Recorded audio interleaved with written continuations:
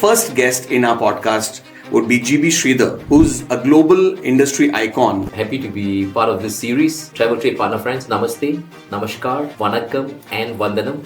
I want to ask you simple one question, that what keeps you motivated? So this concept, this idea that I'm in a business that I'm making people happy. Yeah. I'm in a business that spreading joy. That keeps me motivated. I would want to ask that what is that clear strategy needed for two tourism boards to communicate with each other? So partnership and collaborations that is meaningful, effective, productive will then make a country or a destination popular. That will be very important. What is the plan of action is done by tourism boards to bring in the numbers from the key source market, particularly from one country to other? The good news for all travel and trade professionals in India is India is going to be huge. The second interesting project was Badrinath Ki Dulhania, starring Varun Dhawan and Alia Bhatt, who taught me how to look at a camera. And I was a bit where to focus. She leaned over to me, "Sir, you do not know where to look, right?" Very simple, sir. Just from the left to the right. See, and they will follow you. So she taught.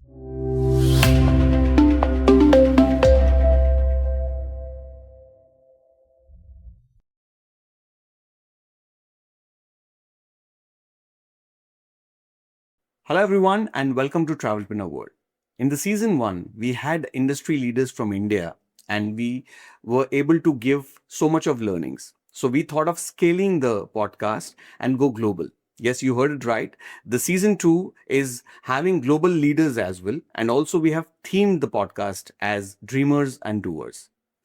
The first guest in our podcast would be GB Srithar, who's a global industry icon. So I'm going to have a conversation which will bring insights and strategic learnings for you so that you can promote a country. How is it done? So many interesting conversation it is going to be, because I've known him for a few years and I can vouch for it that his information will be so accurate that you'll have learnings of your life. So without any further delay, let's welcome Srithar and start the conversation.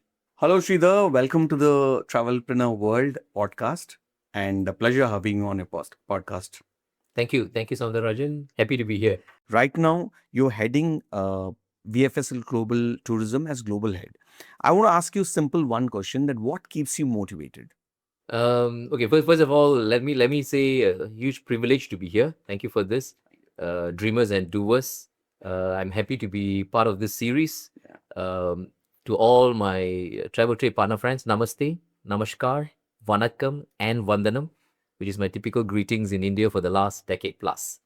And up front, let me also state, whatever I'm going to be sharing today, I'm not going to be claiming that I'm the subject matter expert. I know everything. I'm a bald, wise guy. No, not that. Not that. I'm distilling knowledge that I've gathered over the course of my experience working in India, Middle East. And I'm sharing this from the subject matter experts whom I've gathered this from.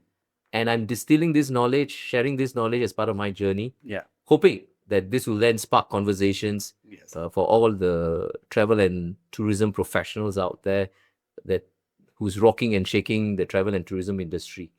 To your question about what keeps me motivated, I think the key thing is I'm a people person at heart. My initial career has been in human resources.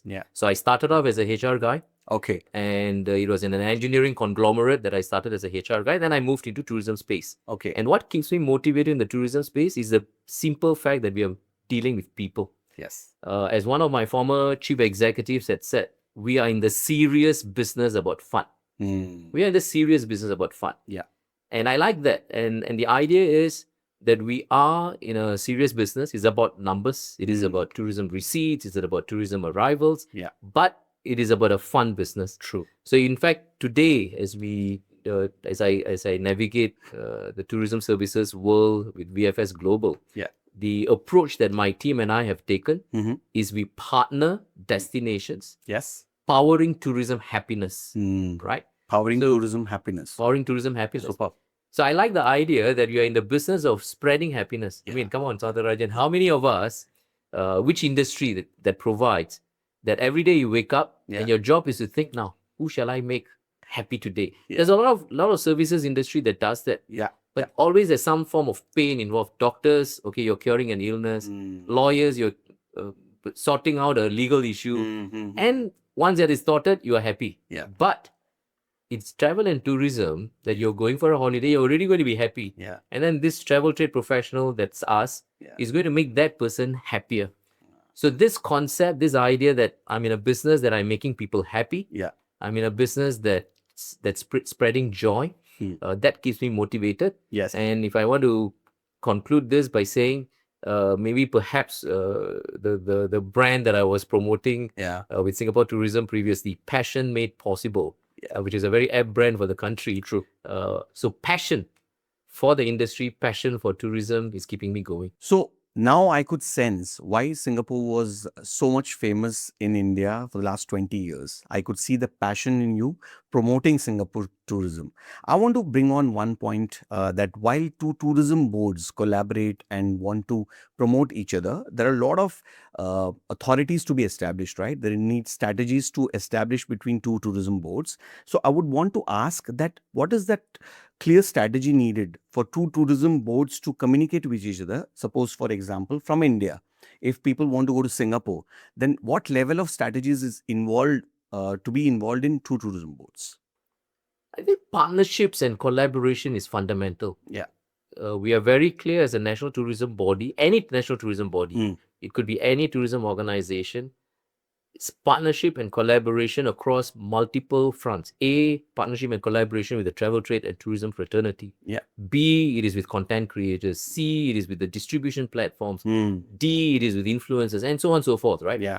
So any country that's promoting itself to bring in travelers from another country has to rely on partners, and there's a lot of collaborations involved. Yeah. So any destination that is able to make partnerships and collaborations which is meaningful, effective, and it is dual purpose, meaning you grow the partnership, partners' profits. Yeah. Because the partner must also see profits, right? If not, it's not going to just promote a country just because, hey, okay, I'm happy, or just promote, no money for me. No. Yeah.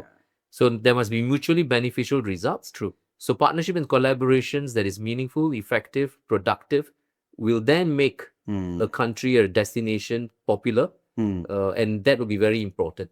Okay.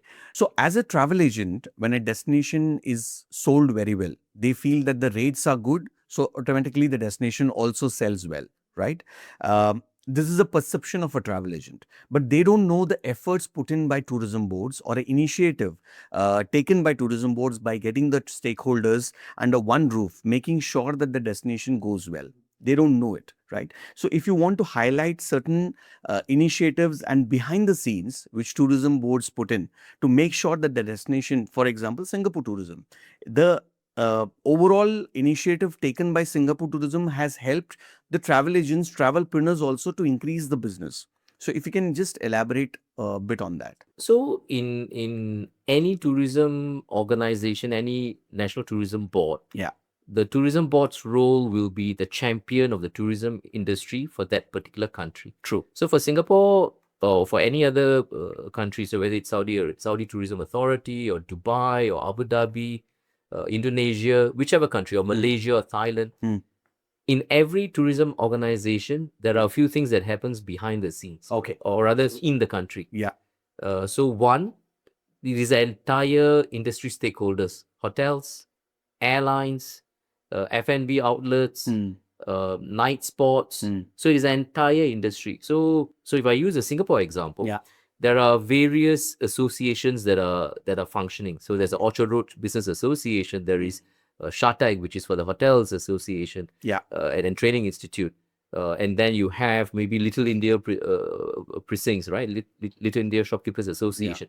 So all these stakeholders, this working with all of them is very important. Hotels is very important. Airlines, working with the airlines is very important. Now, having said that, it is also not accurate, because a lot of the times when I walk into a room and then I'm asked this question, Srithar, can you do something about the hotel rates in Singapore? Or any other destination, right? Yeah. Market forces dictate price points. True. Okay. Demand and supply. Yeah, demand and supply. And in many cases, the business unit that is running, so a hotelier is not going to unnecessarily spike his cost or spike his price and not see the profits or the kind of travelers that he wants to come in. He will manage the price point. So even though it's a champion of the industry, a national tourism board, they have to listen. What are the concerns of the stakeholders? Manage expectations and present the country as a single unified form. A single unified identity. So in many ways, A, champion of the industry, B, there's a lot of collaborations and discussions that goes on with the Singapore stakeholders or the tourism stakeholders in any country. And then C, having a united front to present themselves to the source markets. A national tourism, you are right. Without any tourism organization out there, would visitorship stop? No. Travelers are going to travel. We are living in a world where so, and we also have to be very clear, just because we are promoting a country doesn't mean people are coming into my country because of the tourism bodies. No. A tourism body's job is to enable, push certain agendas or certain ways of bringing in the travelers and tourists.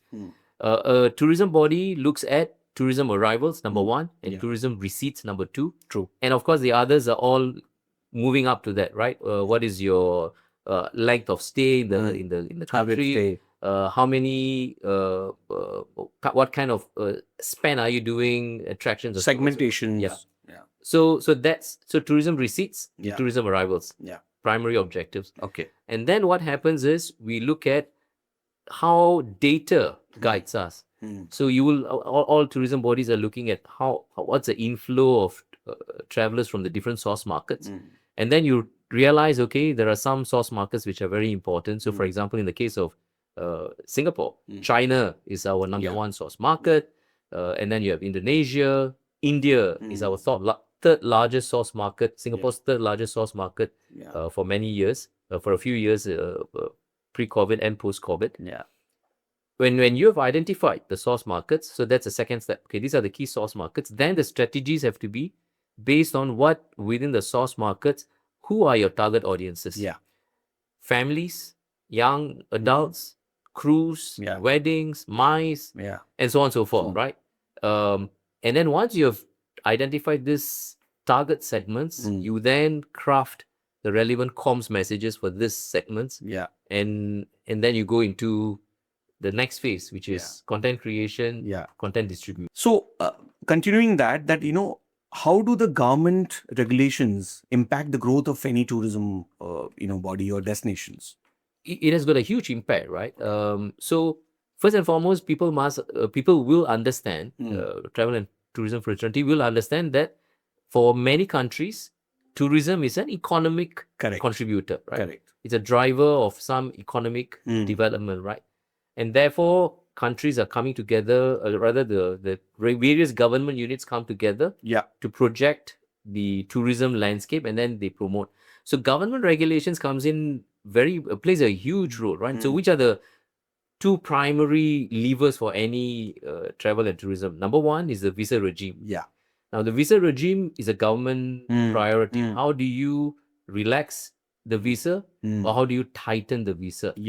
Where do you want your travelers to come from? How do you do that? So visa regime is a huge lever, right? The flow of people. The second is connectivity. Airlines. How you bring travelers from one location to another is about the travel, right? So it's an airline connectivity. Then there are other regulations, hotels. So there's regulations around what kind of hotels, how do you manage hotels within the country? What are your quality standards? I mean, all these rating, 3-star, 4-star, 5-star. So there are certain standards. F&B, how do you regulate your F&B? How do you make sure people who are coming in are having restaurants which are properly handling their food and delivering their service? So all these regulations are there, but one primary thought is this: no country, no government puts in regulations just for travelers and tourists. The regulations are for the citizens of the country, for the residents of the country first. Any country, any government is looking at how do I make sure my people are well taken care of. Yeah. And in that setup, they will also then see how these regulations are impacting positively my people first. Yeah. And then when the regulations are set in place and we start looking at travel and tourism, these regulations will then be expanded. So it is a happy dance for any government to strike the right balance in regulations that welcomes travelers without impacting adversely the population that's citizenship and residents in that country. Okay. Yeah. So I understand that when things goes right, then immediately the tourism boards are not given the credit, right? Because if Thailand tourism does a visa free, immediately the tourism sector gets a boost from that country, but they don't appreciate. But if the hotel rate goes up, immediately the tourism boards are being blamed. That's a given point. But coming back to the question, I have an important observation that key source market is something very crucial for the tourism boards. If you want certain tourists to come in your country, for example, Singapore tourism or Abu Dhabi, how do you identify the key source market? Because the numbers are automatically coming from one country, even if you're not promoting. But after doing all the promotion also, certain numbers are not coming that much as per your expectation of the tourism boards. So I want to bring upon a point that what strategies or what is the plan of action is done by tourism boards to bring in the numbers from the key source market, particularly from one country to other. The good news for all travel and trade professionals in India is India is going to be huge. Yeah. Everybody knows. Everybody will get a piece of cake. I mean, it's a more than 1 billion population country. I think apart from the population size, it is the nature of the economic development of the country. Yeah. A lot of things have started happening in India, right? So maybe I'll just, because this is a very interesting and important question. Yeah.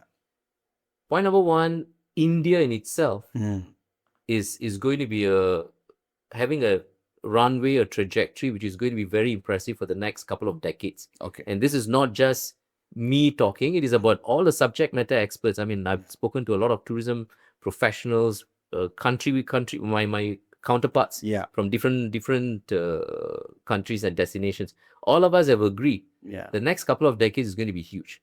I think there was a McKinsey report that stated that it is not just a couple of decades. The next 5 decades is going to be very important for India. It is going to be a huge growth trajectory. So India in itself is going to grow. Number two, travel and tourism, especially post-COVID, has also become very important in India. Now, 10 years ago, I would have said, oh, tourism spend is a discretionary spend. And then just before pre-COVID, I remember saying in thought leadership workshops, for the Indian traveler, Indian consumer, travel and tourism has become a necessary discretionary spend. It is an anomaly. Must. It's a pressure from the family. It's a very, very paradoxical oxymoron statement, right? Yeah. Necessary discretionary spend. How can necessary What it meant was people were planning to put aside funds for that holiday. But what has changed dramatically is post-COVID. People have made travel and tourism as very, very important spend. True. So the word discretionary has now sort of started dropping off. On. People are planning holidays, right? So that has changed. The other important change for India has been that post-COVID, domestic tourism spiked. So people are now accustomed to travel and tourism. I know how to take a flight. I know how to go and take stay in a hotel, and I want that holiday. Right? Yes. So that has changed. The third point then is India as a source market. Every destination on the planet wants India in Indian travelers to come, right? Because China is the biggest, and China will continue to be the biggest contributor for travel and tourism in the world. But India, by sheer size, by the sheer fact that the upper middle income is growing at a large pace. Your cities, the Indian cities are getting developed. A lot of intra-city travel is taking place. Intercity travel is taking place. So India is going to become India is already a very important source market, and it will grow in importance over the years. Okay. And a lot of destinations will then craft their strategies to bring in the Indian travelers. And over the last couple of years, the question on many destinations' mind Are we India ready? Because at one point in time, the question was, are we China ready? It will be in this decade, a lot of destinations will be forced to ask themselves, are we India ready? Am I catering to that special Jain food and all. requirements? Indian restaurants. Am I because Indian travelers love music. Am I having music in my along that line? True. India ready will be on a lot of destinations mindsets. So given your background in MICE, I want to ask you something, that how do you see these MICE big events help the tourism board or country to develop? Like, first of all, every stakeholder gets a piece of business, and you end up getting a lot of employment also, right? But at the same time, how do you think the tourism boards should be prepared themselves to have a customized solution? Like, for example, from India, if business is coming from Gujarat, there is a given that you need a chain food restaurants to serve them. So what is the strategy do you think should be applied from tourism boards to get such events? I think different countries, because MICE will be important for many countries. MICE may not be important for some countries. Okay. Given the size of the country or the landscape of the country. But a lot of countries within Southeast Asia, my friends, friend destinations within Southeast Asia, the ASEAN countries, whether it's Thailand, Malaysia, Vietnam, Indonesia, for all of us, MICE is very important. Very important. And same goes for Europe, within Asia, within Middle East, Abu Dhabi, Dubai. MICE is very important. Saudi tourism, MICE is very important. So for a lot of destinations, why is MICE very important? Because these are groups. It is group movements, and in group movements, your convention facilities, your conference facilities, your F&B outlets, your internal transportation system, your attractions, all of them have got a sort of a good number that they can cater for. So when a big group moves in, the hotels are happy, right? The attractions are happy, the retailers are happy, so on and so forth. True. So MICE is a very, very important, and MICE is meetings, incentives, conventions, and exhibitions. And meetings, incentives, conventions, and exhibitions means that there's different output that is coming from the traveler's side. So to lure these MICE travelers, the infrastructure, the ecosystem within the country must be strong. So it means your hotels, your exhibition facilities, your transport network, your telecommunications. You must go into a convention facility and get good Wi-Fi. True. And you know where I'm coming from. It's a queue for someone.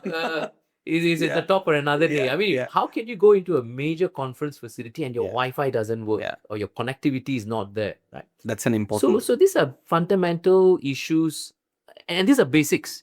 Getting your hygiene factors there is one step. So all these facilities must come together. Number one. And then number two is a packaging of it, which makes sense for the MICE convener in a destination in a source market. So what it means is, they shouldn't have to go to different parties to sort out their MICE itinerary. So that's where the tourism board comes in, right? So whether it's a Singapore tourism board or a Malaysia tourism board or a Saudi or a Dubai, we are the aggregators of all the stakeholders. And then we have one voice, and we say, okay, you're going to bring this 3,000 pax movement. This is what we will do.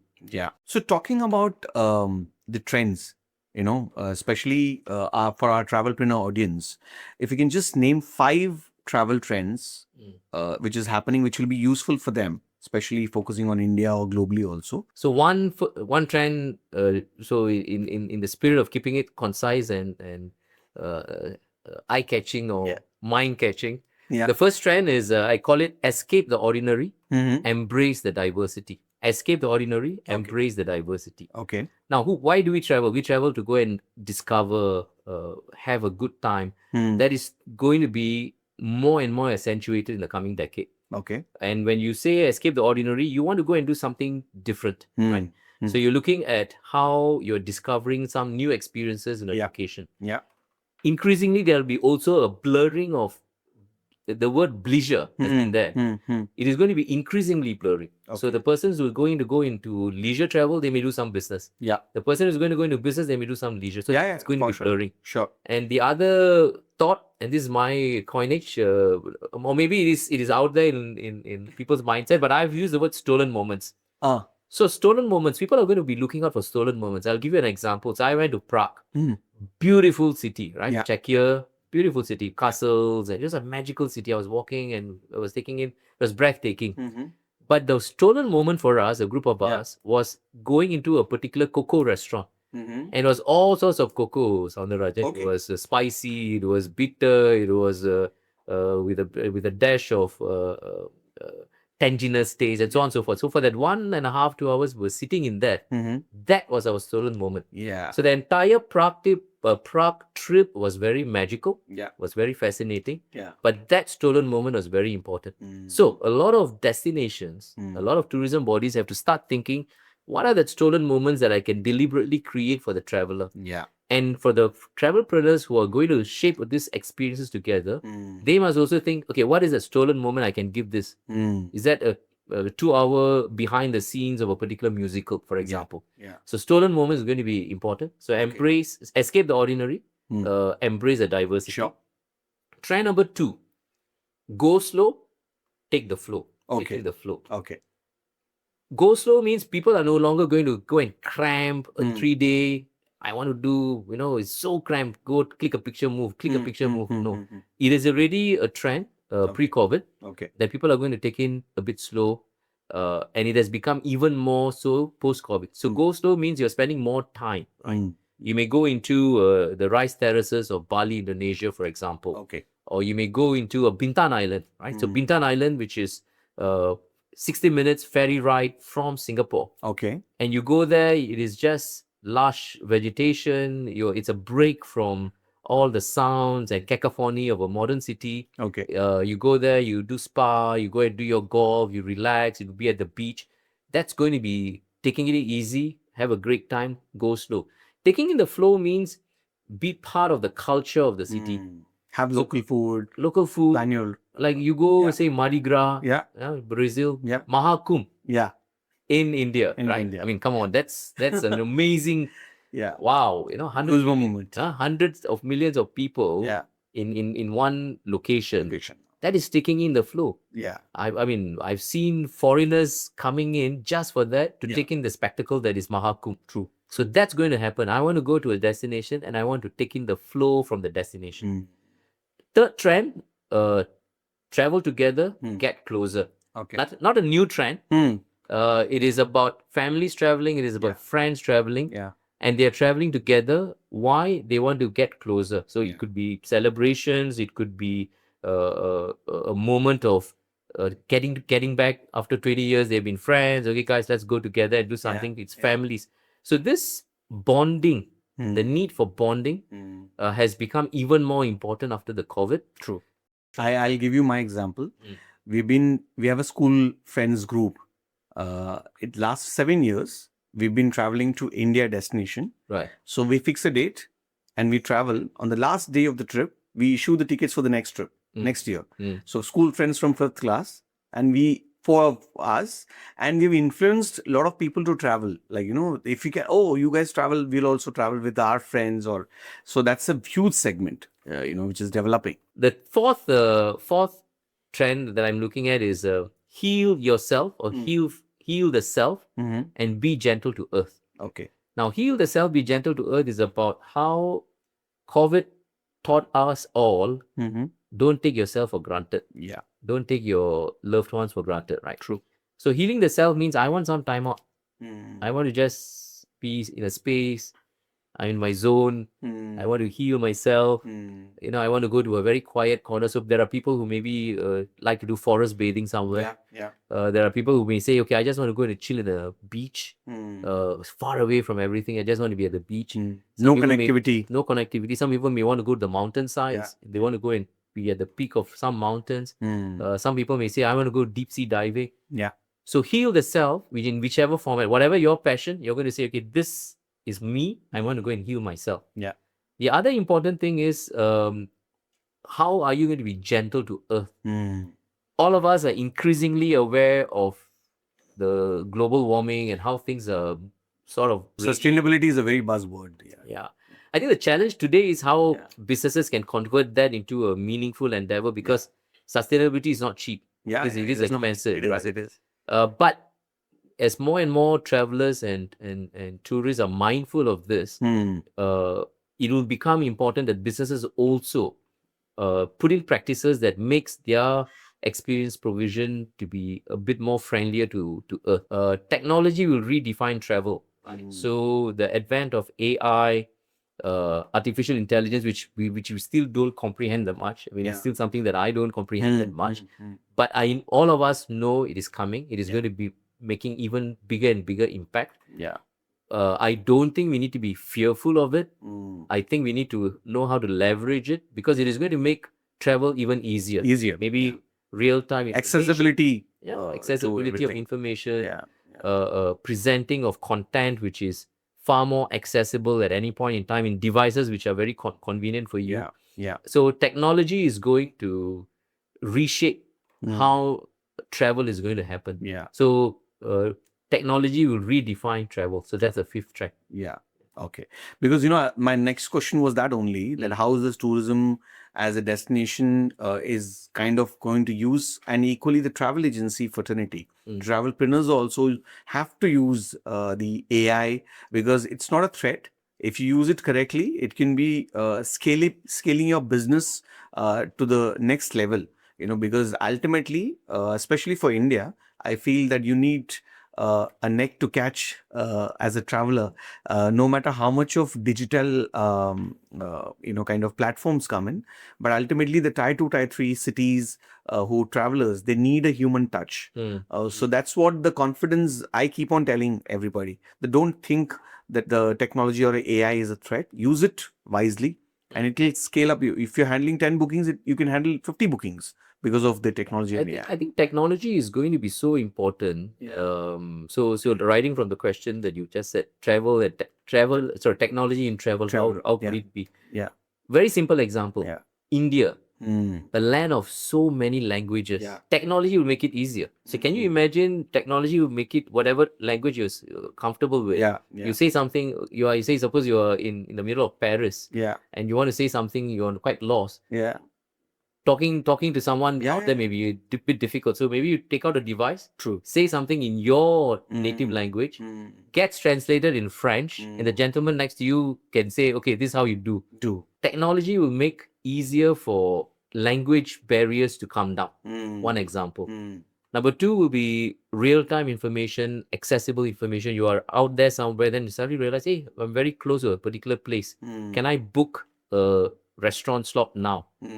Which is really happening, but this will become even more pronounced in the coming decade and more.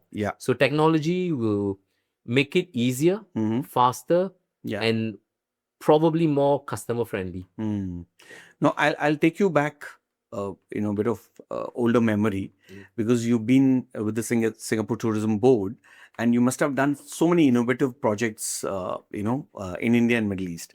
What was the most challenging one where you expect, because when you work hard, you expect results, right? In terms of that, what is that most innovative strategy you said that this will work for sure, and it worked? The hard work paid. So first of all, nothing is a challenging. It is opportunities. I've been privileged both in Singapore Tourism Board and now in VFS Global. My bosses, which is my team, they are the creative guys. Boss, we should do this. Okay, if you say so, I'll do it. They say jump, I say how high. That's a Dhoni mode. Is it? Yeah.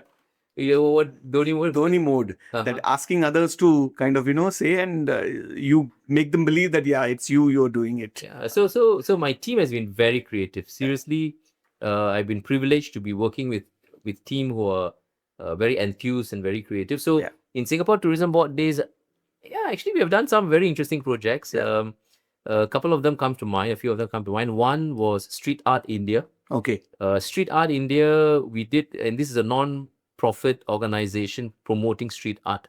So we collaborated with them. The very first collaboration was in Sassoon Docks in Mumbai. A very active fishery. Oh, okay. And that particular space was going to be converted over a month, for a month, as a street art place. So we collaborated with street art. And we had this Singapore Weekender in the Sassoon Docks in Mumbai. Okay. That project was a very special project for me because it was a leap of faith for us to go and do a project which was about art, Singapore tourism, or as music. Okay. It was bringing together various elements. So I'm very happy that we did about 4 editions with Street Art India. Right. Okay. So that was one interesting project. Yeah. The second interesting project was Badrinath Ki Dulhania.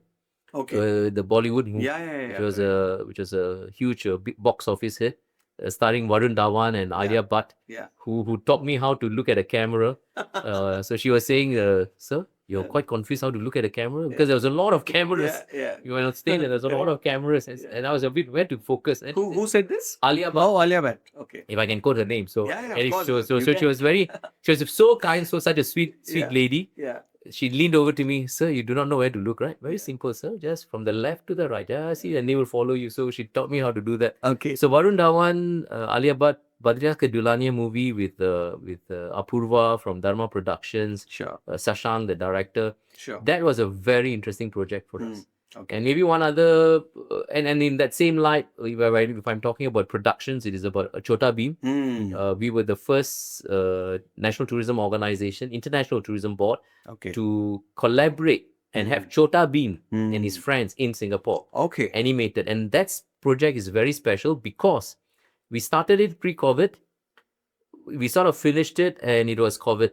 Oh, okay. And we were thinking what do we do? And we made a call that project we would present it as a gift of smiles to all the children who were stuck in homes, parents who were stuck in homes. Yeah. So we presented the entire series, or rather launched it during just coming out of COVID.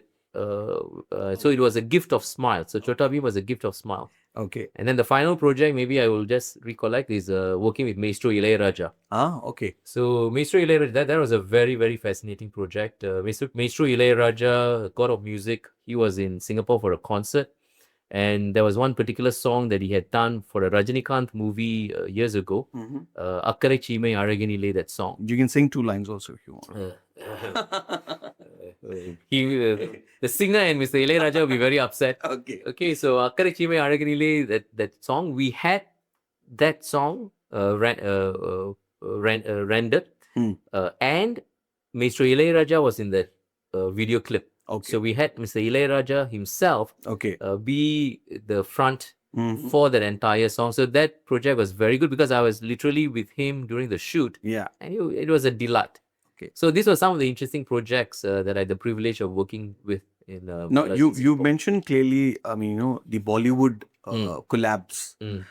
For a tourism board, of course, the famous tourism boards like Singapore, Malaysia, or Thailand, I'm sure there are a lot of collaborations coming in. But for a lesser known destination, in terms of branding, showcasing or collaborating with Bollywood, like for example, Zindagi Na Mile Dobara was a fantastic film in terms of travel fraternity because it gives an exposure to Spain, and a lot of people started traveling to Spain because of that movie, especially for 3 Idiots Ladakh. So what do you think, or is it a good strategy? Because it's a huge kind of branding opportunity also, and it's very expensive affair also.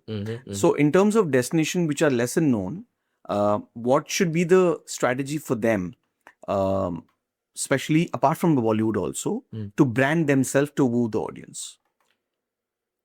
I think one important thought is in communicating a destination's promise, appeal. Yeah, content is very important. True.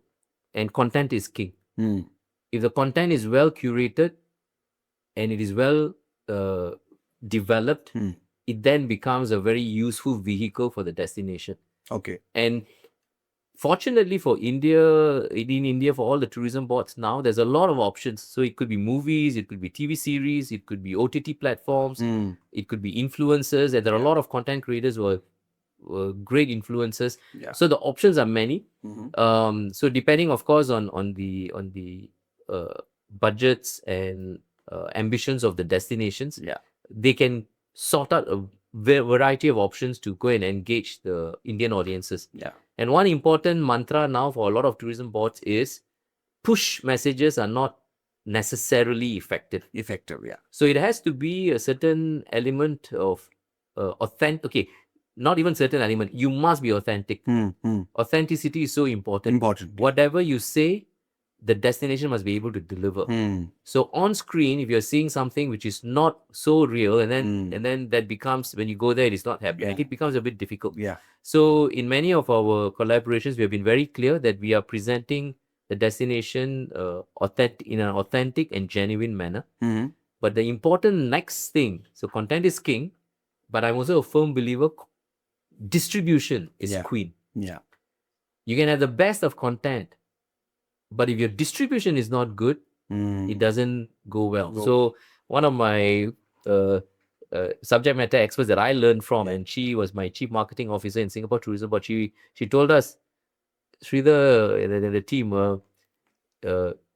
70% content creation and 30% distribution. What's the point? Yeah. So it was actually a flip, she said. I want to kind of get the HR person, from expert.